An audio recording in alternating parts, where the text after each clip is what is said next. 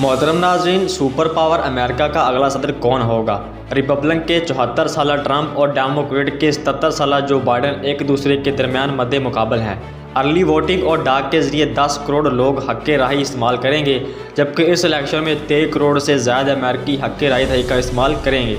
काबिल ज़िक्र बात यह है कि माजी के नताइज के मद्देनज़र रियासत ओहायो में कामयाबी हासिल करने वाले उम्मीदवार ही सदारती इंतखाबात में कामयाबी समेटता आया है, और अगर ट्रंप को इलेक्शन जीतना है तो इन्हें रियासत ओहायो में कामयाबी हासिल करना ज़रूरी होगी।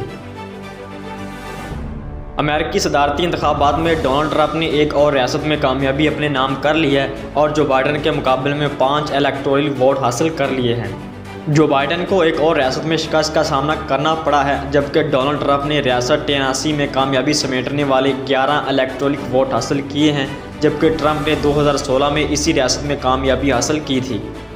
सदारती इंतखाबात में ट्रंप को एक और रियासत में शिकस्त का जहर पीना पड़ा है और रियासत मैरीलैंड में जो बाइडन ने 10 इलेक्टोरल वोट हासिल करके फतह हासिल कर ली है। अमेरिकी रियासत कोलंबिया में भी जो बाइडन ने ट्रंप को मात देते हुए 3 इलेक्टोरल वोट हासिल करके कामयाबी के झंडे गाड़ दिए हैं।